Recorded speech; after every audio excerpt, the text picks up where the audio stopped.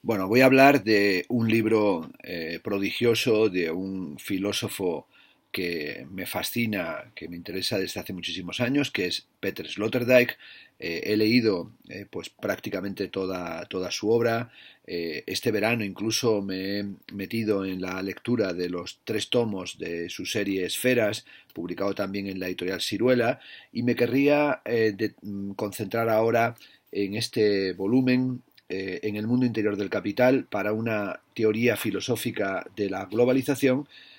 traducido del alemán por Isidoro Reguera, que ha sido también traductor de Esferas. En este libro, publicado en su primera edición en el año 2007, que llegó a segunda edición en el 2010 y desconozco si ha habido ediciones posteriores.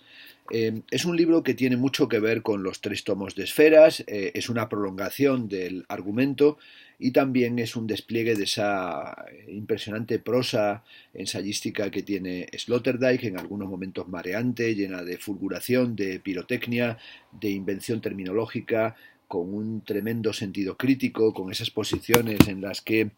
es muy difícil localizar si estamos ante un autor absolutamente conservador o con posiciones izquierdistas. En cualquier caso, uno de los filósofos, uno de los teóricos más brillantes del siglo XXI.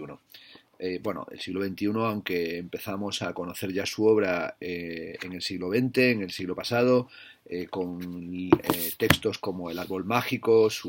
de carácter novelado, o que es una novela, o sobre todo sus 2 imponentes tomos de la crítica a la razón cínica, que se publicaron en la editorial Taurus. Han ido apareciendo tanto en Siruela cuanto en pretextos, con traducciones de el catedrático de filosofía de la Universidad de Extremadura, Reguera, pero también con traducciones de Germán Cano en la editorial fundamentalmente Pretextos. Han ido apareciendo muchos de los libros de Peter Sloterdijk y sobre todo se ha ido comprobando la relevancia que tiene en las dinámicas de la filosofía y la teoría contemporánea. Es un libro que en cierta medida es prácticamente incomentable. Me enfrenté ya a su lectura cuando apareció, es decir, casi hace una década, y he vuelto ahora a releerlo porque estoy preparando con mi hijo Ernesto un curso para la Central de Callao en Madrid sobre el paso de la posmodernidad a la globalización, y me interesaba volver a revisar el libro que ya me ha impresionado en su momento, y ahora de nuevo he vuelto a leerlo y a subrayarlo. Bueno, haré lo que siempre hago en esta sección de YouTube, que es ir leyendo y acaso en algunos momentos comentando o conectando algunos de los fragmentos que he subrayado en este libro, que es un libro que comienza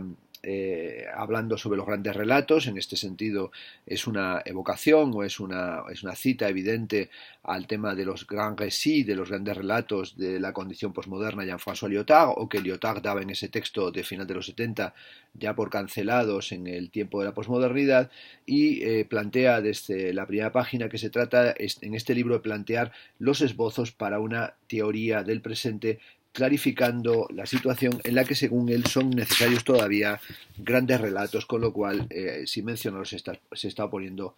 a Lyotard. Subraya que la miseria de los grandes relatos de factura convencional no reside en absoluto en el hecho de que fueran demasiado grandes, sino en que no fueron suficientemente grandes, y que hay que tratar de encontrar esos relatos para pensar de forma incesante en medio del caos. La filosofía, dice en la página 23, puede y quiere ser ejercida como una cuasi ciencia de las totalizaciones y sus metáforas, como teoría narrativa de la génesis de lo universal, y finalmente como una meditación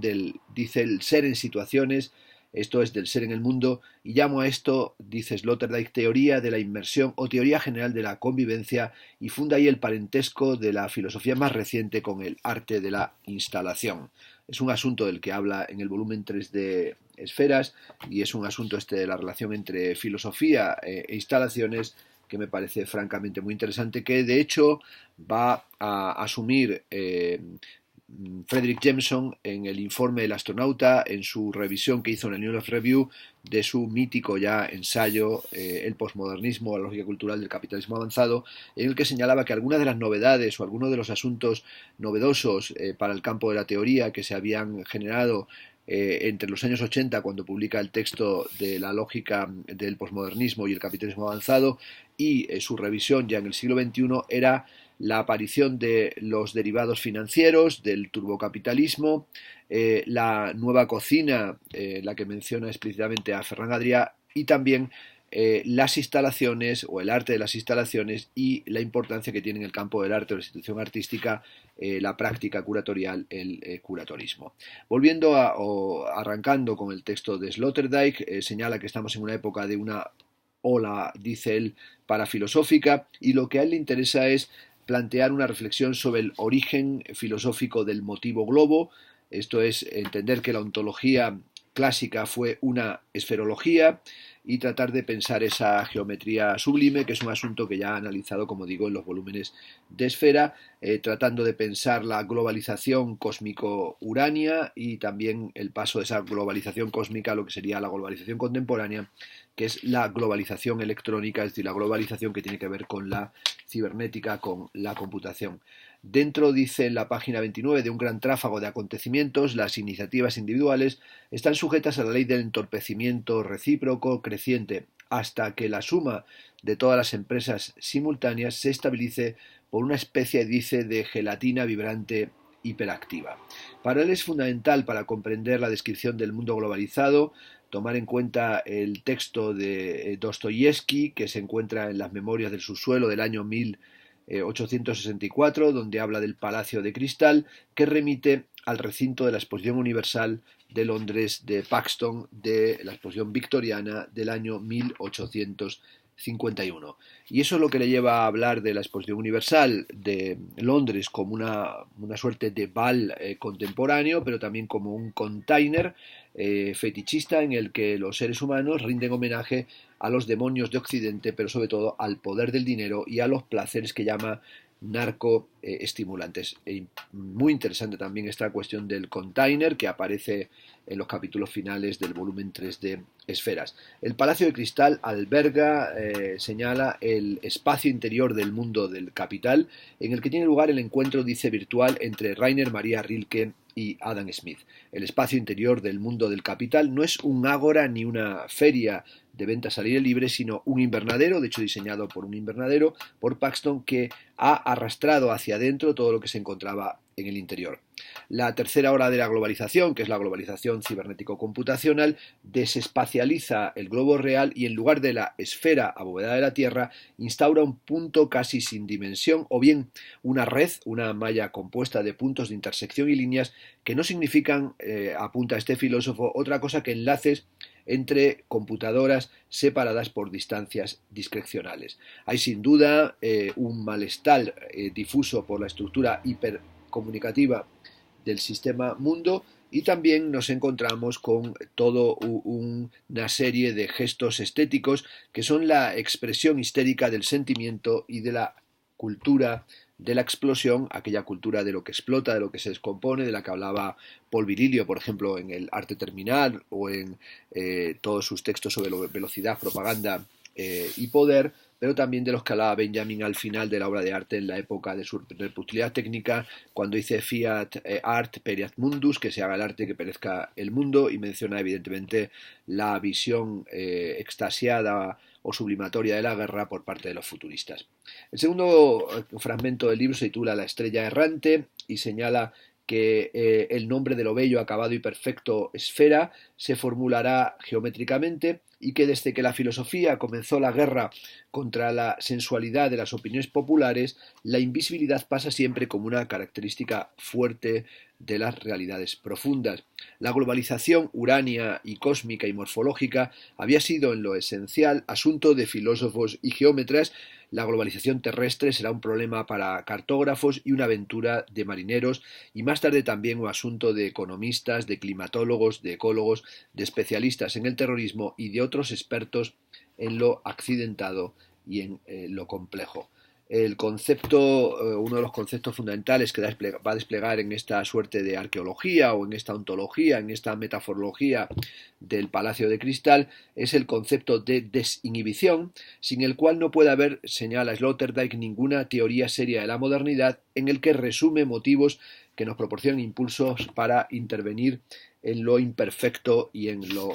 desagradable. La insurrección consigue en la modernidad licencia como una actitud fundamental, como una suerte de razón para revolverse, como si Prometeo, el titán, fuera el titán de la hora de la globalización y Filoctetes su secretario. La nueva estética admite, dice, desgarros, turbulencias, fracturas en la imagen, rivaliza incluso en lo real en sus aspectos repulsivos. Por lo que respecta a la historia de la estética, la experiencia moderna del arte va unida al intento de abrir a los estímulos perceptivos de lo irregular el ojo demasiado tiempo nubilado por las simplificaciones de carácter geométrico. Sloterdijk no ha escrito propiamente ningún libro que podamos decir así que es un libro de estética, aunque ha hecho infinidad de textos vinculados al arte contemporáneo y Esferas está lleno de imágenes o de análisis o de apuntes en torno a artistas como Kabakov y su famosa intervención en la documenta de Kassel, pero sin embargo se podría reconstruir la estética de Sloterdijk a partir de toda esa cantidad enorme de apuntes, entre otros el que acabo de mencionar hace un momento, de la estética de lo irregular o de lo repugnante, pero también del ataque a lo geométrico cartesiano y también esa cuestión de la importancia que toma para él la instalación para analizar la forma en la que se configura el ser en el mundo, el ser ahí contemporáneo. Señala en el capítulo 3 titulado Regreso a la Tierra que la modernidad ya no recae en los metafísicos sino en los geómetras y en los marinos y que se va estableciendo la tarea de dibujar la nueva imagen del mundo, una misión que representa la imagen de la última esfera, algo que encontramos por ejemplo en Alexander von Humboldt en su libro Cosmos, pero que lo encontramos también en todas las primeras circunnavegaciones que generan una estética de lo sublime. El tiempo del globo es el tiempo de la imagen del mundo, dice en el capítulo 4, y el mapa mundi o el mapa absorbe el terreno, la imagen del globo terráqueo, que hace desaparecer paulatinamente las dimensiones reales del pensamiento que se representa en el espacio. Martin Heidegger daría posiblemente por buena la fórmula de que la edad moderna es la conquista del mundo como imagen y la palabra imagen significa ahora la figura del producir representante, que es una cuestión que analizó o que propuso Heidegger en su conocidísimo texto La época de la imagen del mundo. Va a ir analizando, por ejemplo, el viaje de Magallanes y cómo los barcos que surgieron de los puertos ibéricos y que intentaron llegar a la India o el intento de dar la vuelta al mundo van generando todo este proceso de la globalización y de configuración de la historia universal y sobre todo como hay dice el abandono del este y el ingreso en un espacio homogéneo que es el capítulo digamos dedicado a toda esa terra incognitae y esa búsqueda de una técnica de la navegación que va a ir generando todo este nuevo mundo, este mapa mundi esférico. El capítulo sexto se titula Julio Verne y Hegel, en el que trata de la praxis turística. Es curioso que con este título lo que en realidad aborda es una lectura muy brillante de la vuelta al mundo en 80 días y nos presenta el viaje de Phileas Fogg como parte de la turistificación contemporánea y sobre todo como la razón del viaje tenía que ver con esa condición del turista que no tiene ningún objeto determinado, que no tiene un carácter su viaje científico, sino que solo viaja por hacer el viaje y sobre todo con una voluntad narrativa, es decir, la voluntad de contarlo después, como algo en el que se mezcla el spleen y el sport, es decir, la melancolía y el viaje, y también el viaje como un viaje ya sin destino. El capítulo 7 se titula Mundo de agua, sobre el cambio del elemento rector de la edad moderna, y en él señala que dado que el mar es el elemento que por lo general no gusta a quien lo conoce más de cerca, el romanticismo del mar como el de los montes es una invención del moderno sentimentalismo ciudadano, que es algo que analizó Hans Blumenberg, con el que tiene puntos de contacto Sloterdijk en La inquietud que atraviesa el río, en Naufragio con espectador, y más adelante Alain Corbin en su libro sobre la invención del vacío, sobre la invención del paisaje de montañas y la invención de la playa y el comienzo del viaje a la playa como viaje turístico. Bueno, va analizando aquí de nuevo con Magallanes y con todo el viaje fantástico de Magallanes, la naturaleza especulativa de los primeros procesos de la globalización y cómo el sistema universal del capitalismo se estableció desde el primer momento bajo los auspicios mutuamente implicados de globo y especulación. En el año 1776, dice en la página 64, Adam Smith pudo escribir estas frases: un comerciante, dice Adam Smith, no es necesariamente ciudadano de un país determinado, le da exactamente igual el lugar desde el que lleve su negocio, incluso motivos pequeños pueden inducirlo a trasladar a otro país su capital y la explotación financiada por él. La acumulación originaria, como apuntó Marx, era más bien a menudo un acopio de títulos de propiedad, opciones y derechos de explotación que una empresa de instalaciones de producción en base a un capital invertido. Bueno, va a ir analizando también la importancia que tiene el concepto de descubrimiento, una palabra rectora de la edad moderna, y también como un caso especial de un fenómeno de inversión. La figura clave de la nueva era, de la era de los descubrimientos, es también la figura del deudor y cómo va a ir apareciendo todo el sistema de la banca de la mano de los Fugger, es el productor deudor, es decir, el empresario, y también esa necesidad de ese empresario de conseguir ganancias que le permitan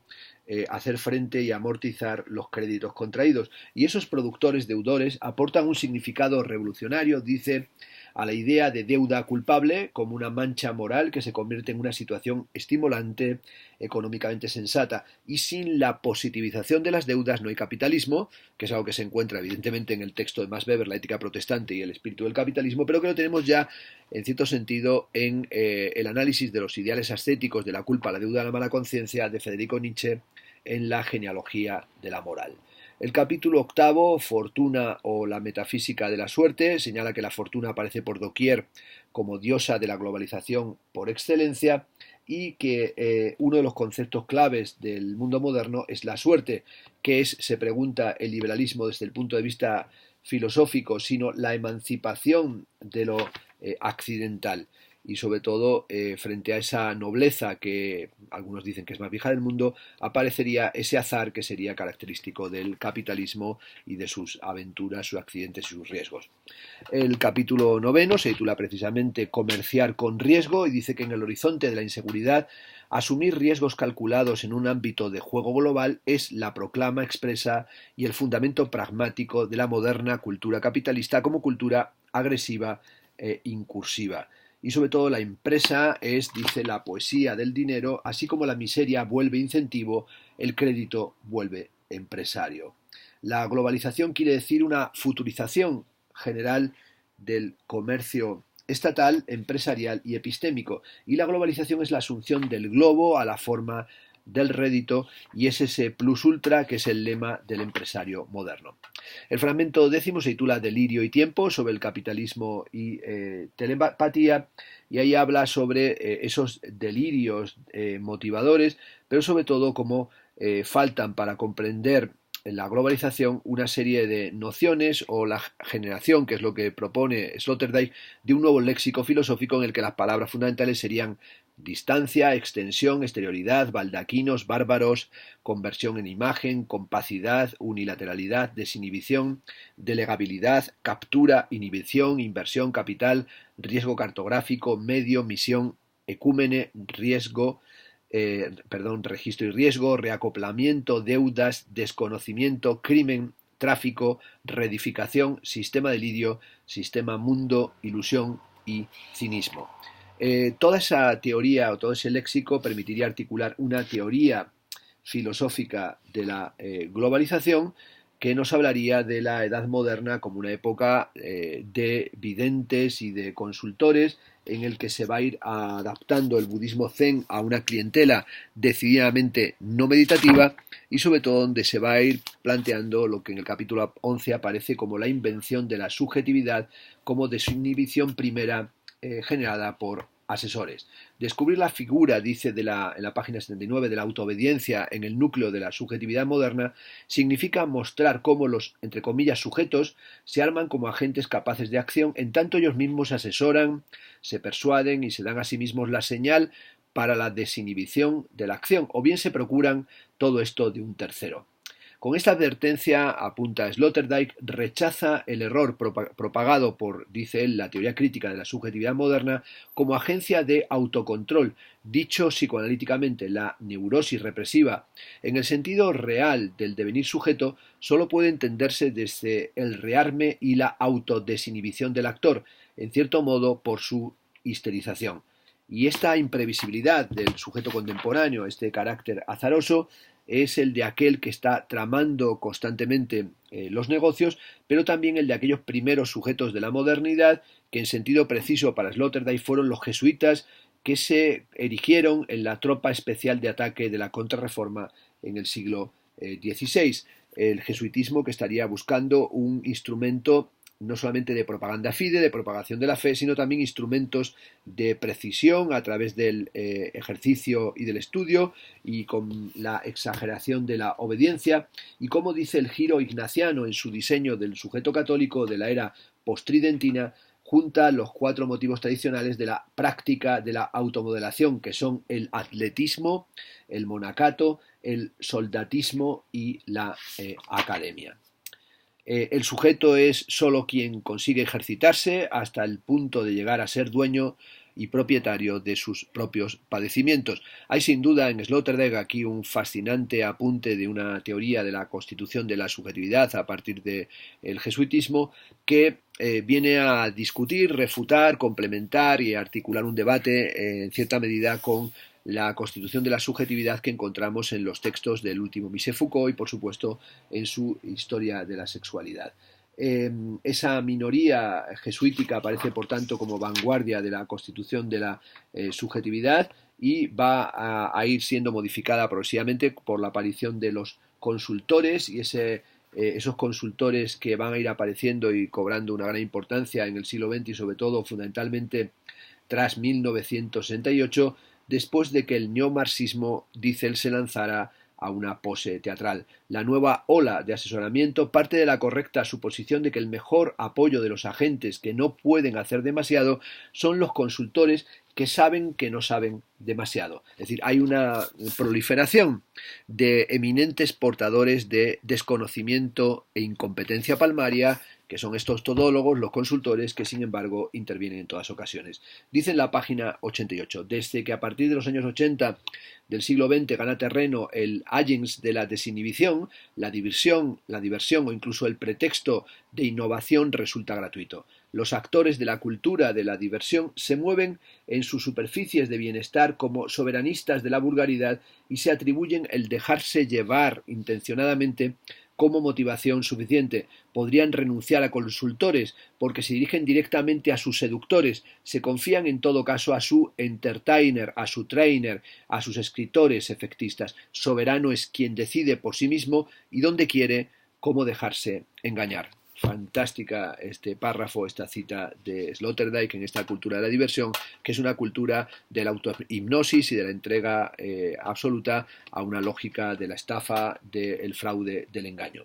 El capítulo 12 se titula Energías irreflexivas, la ontología del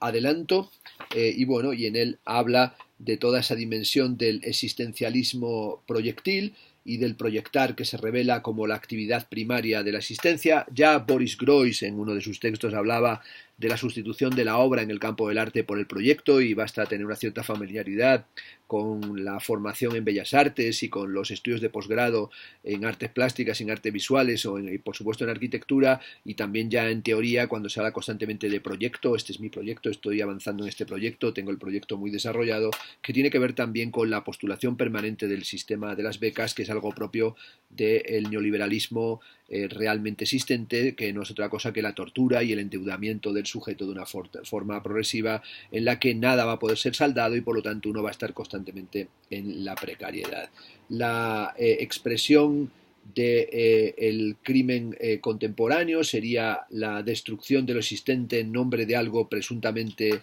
mejor y es lo que aquí analiza de la mano de las posiciones de Raskolnikov y de toda esa dimensión que encontramos en Raskolnikov, en Crimen y Castigo de Dostoyevsky, donde quiere cambiar la realidad, pero en realidad es un cambiar que parecería casi propio del síndrome de Heróstrato. En la página 99 dice que los lugares filosóficos clave del Zaratustra son aquellos en los que el cantor invoca el elán de su propio canto y él lo llama el azar, cuya trivialidad no significa contradicción alguna con su divinidad. El espíritu europeo solo atestigua últimamente su carácter disperso y sobre todo, es una especie de subir muy alto para no saber hacia dónde finalmente uno se encamina. El capítulo 13 se titula Éxtasis náuticos y aquí habla de la importancia que tiene el barco y la metáfora del barco y también analiza el Nautilus del capitán Nemo como último barco de los locos europeo, pero también la inquietud, esa restless, ¿no?, que es la palabra rectora de la antigua investigación de la emigración, que reúne sin distinción espíritu empresarial, frustración, vaga esperanza y desarraigo criminal, y sobre todo la importancia que tiene para la cultura capitalista la construcción de esas exigencias desarraigadas. El capítulo 14 se titula Corporate Identity, identidad corporativa en alta mar, división de los espíritus, y habla sobre todo de ese adelante como el imperativo categórico de la navegación en las condiciones de la vía sedentaria, casi como aquella famosa anécdota de Hernán Cortés, ¿no?, de quemar las naves y señalar que no hay posible retorno, sino solo un avance en la forma más devastadora y radical de la conquista, y también toma en cuenta la balsa de la Medusa como elemento del flujo de la modernidad. El capítulo 15 se titula El movimiento fundamental, el dinero regresa a casa, que es Return of Investment, el retorno de las inversiones, y sobre todo esa filosofía perenne que sería la filosofía de la mercancía y las técnicas de aseguramiento, de seguridad y de certeza que no serían cartesiano-cognoscitivas, sino en realidad el intento de generar control del dinero en los procesos fluctuantes de la economía. El capítulo 16 se titula Entre fundamentaciones y seguros, sobre el pensamiento terrestre y marítimo, y dice que rezar es bueno, pero que asegurarse es mejor. De esta convicción surge la primera tecnología de inmunidad pragmáticamente implantada de la modernidad, y a esta se añadirían en el siglo XIX los seguros sociales y las instituciones médico-higiénicas del estado del bienestar, que es algo que lo encontramos también en el keynesianismo y la relación con los seguros, ¿no? Y cómo el marinismo o toda la fenomenología de lo marítimo tiene que ver con la pragmática de lo sensato, pero también con aquella necesidad de guardarse y protegerse frente al naufragio y tratar de no ir al fondo, porque solo quien navega sobre la superficie opera con éxito, que es también algo que subrayó Blumenberg cuando dice que los marineros no aprenden a nadar porque saben que no tiene ningún sentido tener esa ideología metafísica de ir al fondo de las cosas, porque ir al fondo es fallecer ahogado en el fondo del mar, y que la revolución copernicana es menos importante tal vez que la revolución magallánica, y esa situación de verse rodeado de mar por todas partes y ese descubrimiento del mar frente a la solidificación de la tierra, pues es un asunto importante, sobre todo de un mundo que no tiene límites ni resistencia y que es el mundo teórico espacial de la edad moderna. En el mercado, dice en la página 117 de las técnicas modernas de inmunidad, los seguros con sus conceptos y modos de actuar se han impuesto a todas las líneas de las técnicas filosóficas de la certeza. Solo las sociedades plenamente aseguradas pueden poner en marcha la estetización de las inseguridades e indeterminaciones que constituye el criterio de las formas de vida posmoderna y sus filosofías. Es decir, es una inseguridad tras la filosofía del aseguramiento característica del despliegue del estado del bienestar. El capítulo 17, Expedición y verdad, y aquí analiza la epistemología de un aventurismo que adopta la actitud de una suerte de servicio a la verdad, y cómo la imagen del mundo, como apuntara Heidegger en su texto La época de la imagen del mundo, no pasa de ser medieval a ser moderna, sino que es el propio hecho de que el mundo pueda convertirse en imagen lo que caracteriza la esencia de la edad moderna. Esta cuestión de la época de la imagen del mundo la ha revisado también en un libro reciente, en su teoría de la imagen, traducido recientemente, V.T.J. Mitchell y también Franco Bifo Berardi, y es un asunto fundamental en la teoría de los medios contemporáneos. La palabra guía, dice en la página 121 de la época, descubrimientos, un plural que de hecho designa un suceso singular, que es el hiperacontecimiento auténticamente histórico de la circunvalación y registro de la Tierra, se refiere pues al conjunto de prácticas mediante las cuales lo desconocido se transforma en conocido, lo no representado en representado. Por eso la Edad Moderna, interpretada en la línea heideggeriana, es también una época de la verdad, esto es, una era de la historia de la verdad que se distingue por un estilo solo característico de ella, que es la producción de patencia. Ahora la verdad ya no se entiende definitivamente como aquello que se muestra por sí mismo, autoevidente, por ejemplo, en el sentido de la physis griega como un abrirse de la simiente al aparecer, o en el sentido de la revelación cristiana, en la que un Dios infinitamente trascendente proclama por gracia lo que a los medios humanos de conocimiento abandonados a sí mismo le habría sido imposible descubrir, la lux y la lumen de la gracia en el pensamiento medieval, sino que la verdad aparece como un desocultamiento en el sentido de la aletheia griega reinterpretada por Heidegger como una manifestación franca, pero sobre todo en el inicio de la Edad Moderna parece que la verdad misma ha pasado a ser la verdad en la era de su descubribilidad artificial. Desde entonces, la exploración e investigación es una especie de organización y de un descubrimiento, pero también un atraco organizado que se hace a lo oculto. El capítulo 18 se titula Los signos de los descubrimientos, sobre cartografía y fascinación onomástico e imperial, y nos habla como no hay ningún azar histórico-lingüístico que hasta el siglo XVI la palabra descubrir no significara otra cosa que quitar una cobertura de encima de un objeto, es decir, descubrir algo conocido y que sólo después adoptará el sentido de encuentro de algo desconocido. En el primer y segundo sentido, aquel tráfico que descubre lo lejano y consigue quitar sus coberturas a lo desconocido. Desde esta perspectiva, puede decirse que la esencia del tráfico descubridor es, él dice Sloterdijk, desdistanciamiento del mundo. Globalización no quiere decir aquí otra cosa que poseer el recurso a medios técnicos que eliminen la distancia. Los mapas son el instrumento universal para asegurarse así y fijar lo descubierto. Los mapas más influyentes de la edad moderna, como sería el caso de los mapas y las cartografías de Mercator del año 1608-1609, lo que nos muestran es sobre todo el triunfo de el medio bidimensional sobre el tridimensional y también la analogía entre el mapa y el cuerpo. En el umbral del siglo XXI, dice Sloterdijk, comienza el redescubrimiento de las artes reprimidas, de la lectura de mapas y del cálculo geopolítico. La toma de territorio posibilitada por la navegación, dice en la 126, y la cartografía precede al surgimiento del sistema mundo o del sistema universal.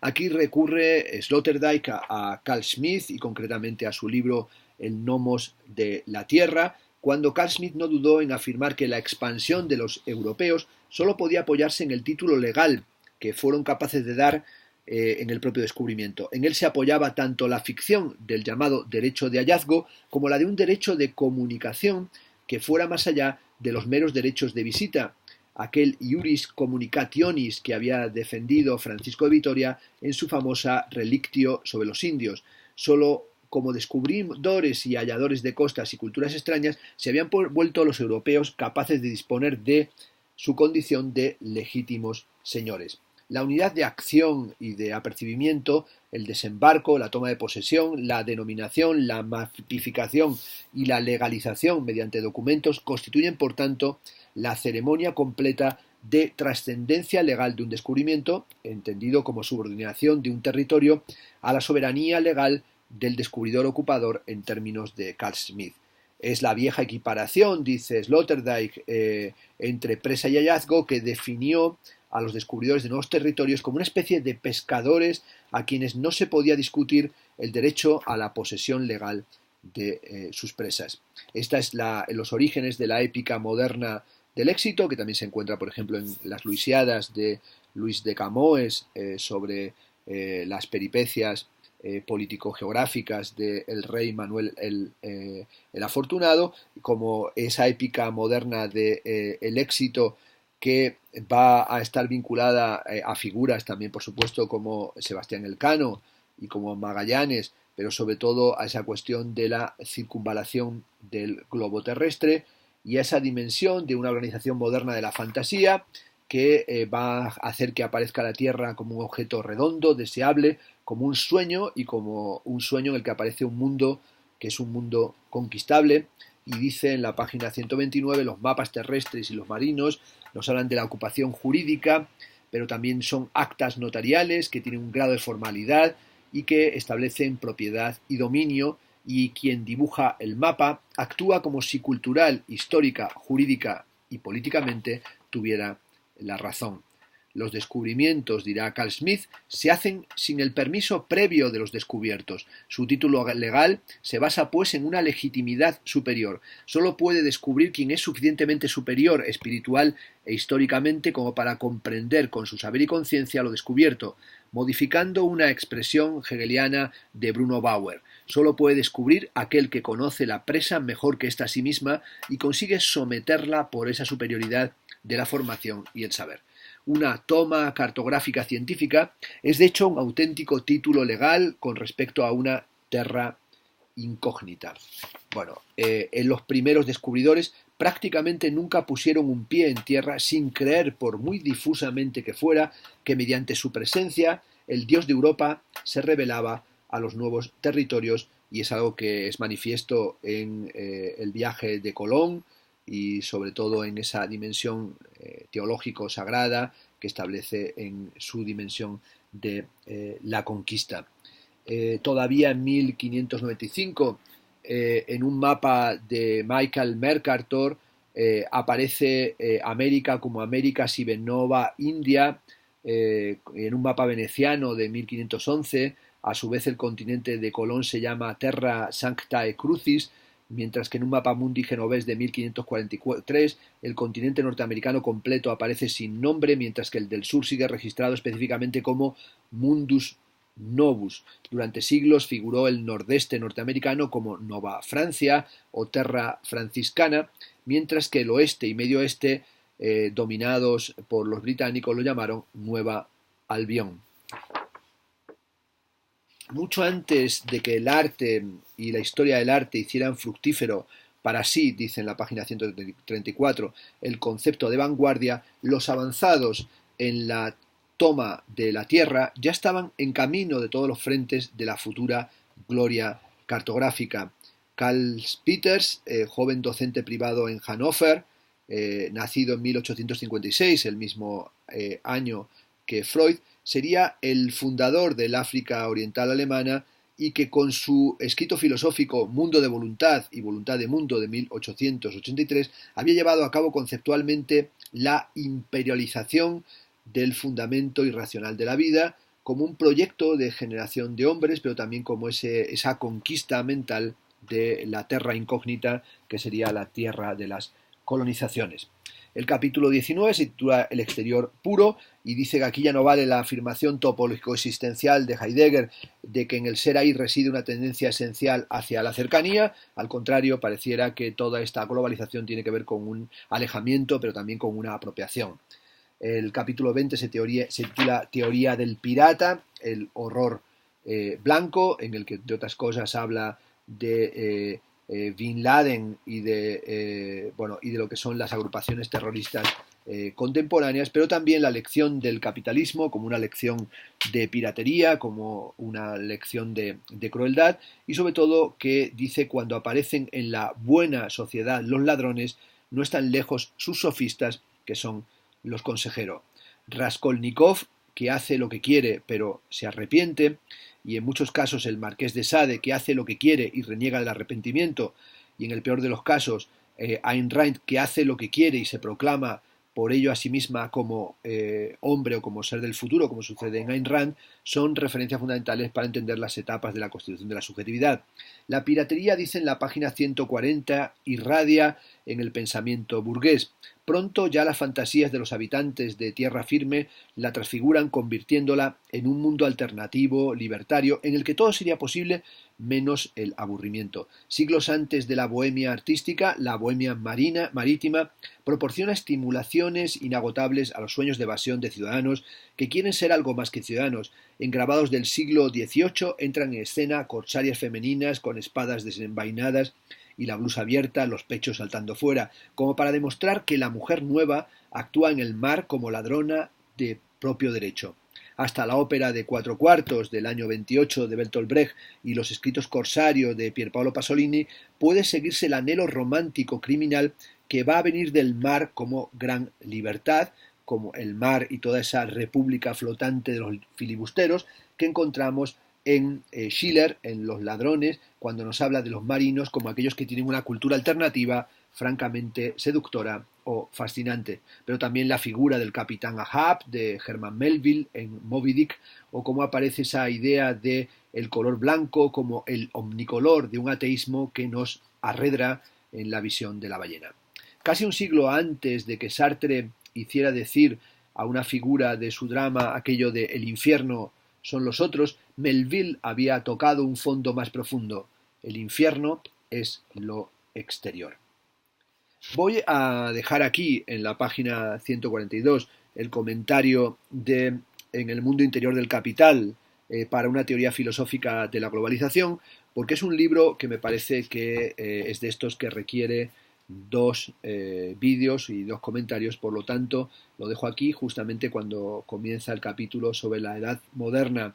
y el síndrome de la Tierra Virgen, y comienzan los capítulos sobre la americanología, y cuando empieza a analizar las visiones y las primeras concepciones de qué sería el continente americano en esta genealogía o en esta metaforología de la globalización. Como digo, y este es el primero de los comentarios, un libro absolutamente imprescindible, un libro de una brillantez extrema, con cantidad de temas que permiten a su vez seguir pensando y darle vueltas a esta cuestión, que es sin duda la cuestión de nuestro tiempo, y además en estos años de celebraciones de la circunvalación del globo terrestre, volver sobre el libro de Sloterdijk me parece una cuestión seguramente importante.